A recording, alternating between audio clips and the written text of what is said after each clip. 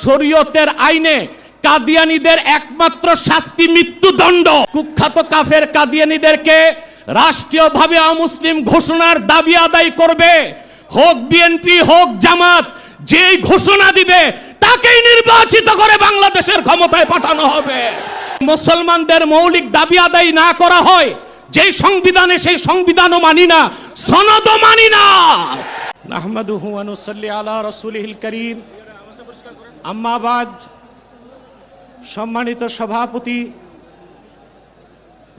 বিদেশি মেহমানবৃন্দ এবং সম্মানিত শ্রোতাবৃন্দ, সকলকে আমার পক্ষ থেকে হৃদয় নিংড়ানো ভালোবাসা এবং শুভেচ্ছা জ্ঞাপন করছি। আমাদের তাহরিকের একটা স্লোগান আছে, মাসলাক যার যার, দিন ইসলাম সবার। আজকে সে প্রমাণ সোহরাওয়ার্দী উদ্যানে পেয়েছেন আপনারা। আকিদা খাতমে নবুয়তের বিশ্বাস ইসলামের মৌলিক বিশ্বাস।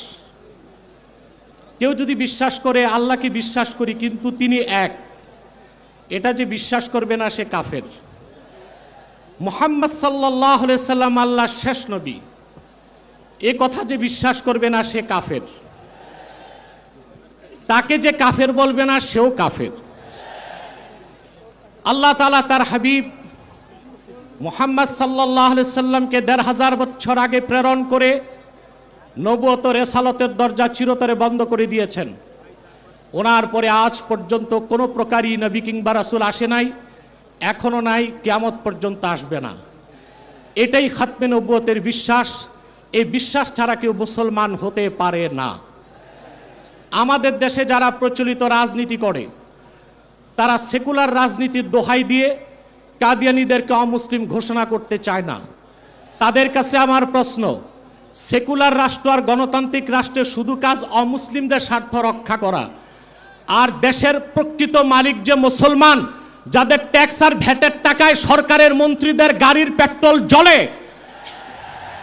সেই মুসলমানদের মৌলিক দাবি আদায় না করা হয়, যেই সংবিধানে সেই সংবিধানও মানি না, সনদও মানি না। প্রিয় বন্ধুগণ, খাতমে নবুয়তের জিহাদ সবচেয়ে বড় জিহাদ। খাতমে নবুয়তের আন্দোলন সবচেয়ে বড় আন্দোলন। আপনারা আগেও শুনেছেন, রাসূলুল্লাহ সাল্লাল্লাহু আলাইহি সাল্লামের জামানায় 10 বছরের যুদ্ধে ইসলামের পক্ষে এবং বিপক্ষে মোট মানুষ নিহত হয়েছিল 1018 জন। আর সিদ্দিক আকবরের জামানায় মুসাইলামাতুল কাজ্জাবের বিরুদ্ধে যে অভিযান হয়েছিল, সেই যুদ্ধে 1000-এর উপর সাহাবী শাহাদাত বরণ করেছিলেন। যুগে যুগে মিথ্যা নবুয়তের দাবিদাররা যখনই এসেছে, উম্মতের মুসলমান তরবারি দিয়ে ফায়সালা করেছে। ইসলাম পরিপূর্ণ হওয়ার হাজার হাজার বছর পরে ইংরেজ আমলে এক শয়তান, ইংরেজদের পাঁচাটা গোলাম মির্জা গোলাম শয়তান কাদিয়ানী নবুয়ত দাবি করেছিল। তাকে আমি গোলাম আহমদ বলি না, কাফের কখনো গোলাম আহমদ হতে পারে না। কাজ্জাব কাদিয়ানী ছিল গোলাম শয়তান কাদিয়ানী। 1908 সালে আল্লাহর গজবে সে ধ্বংস হয়ে জাহান্নামের কুকুর হয়েছে। তার অনুসারী কাদিয়ানীরা বাংলাদেশে এখন ব্যাপক উৎপাত করছে। আপনারা জানেন, বর্তমান সরকার দায়িত্ব নেবার পরে বাংলাদেশের বিভিন্ন জায়গায় কাদিয়ানীদের নতুন নতুন আস্তানা গড়ে তোলা হয়েছে। কাদিয়ানীদের আস্তানা পাহারার জন্য সেনাবাহিনী, পুলিশও মোতায়েন করা হয়েছে। যদি তারা সংখ্যালঘুই হয়ে থাকে তাহলে তাদেরকে সংখ্যালঘু ঘোষণা করতে সমস্যা কোথায়? এদেশে তো হিন্দু, বৌদ্ধ, খ্রিস্টান আছে, আমরা কি তাদেরকে অমুসলিম দাবি করো বলি? তারা অমুসলিম পরিচয়ে আছে। তাদের উপাসনালয়গুলোকে আমরা মসজিদ বলি না, গির্জা বলি, প্যাগোডা বলি, মন্দির বলি।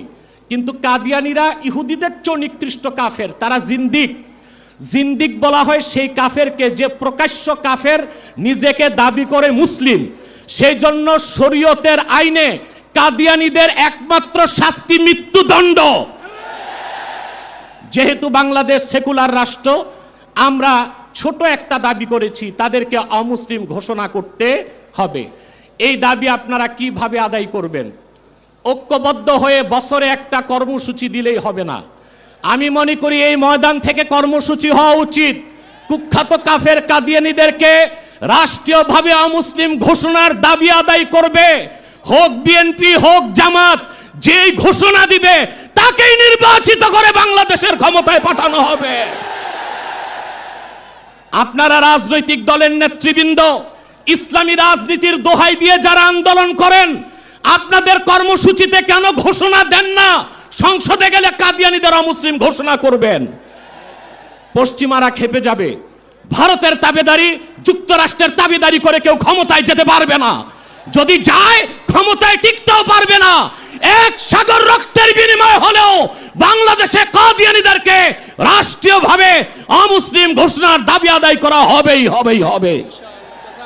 ওয়া আখির দাওয়ানা আনিল হামদুলিল্লাহি রাব্বিল আলামিন।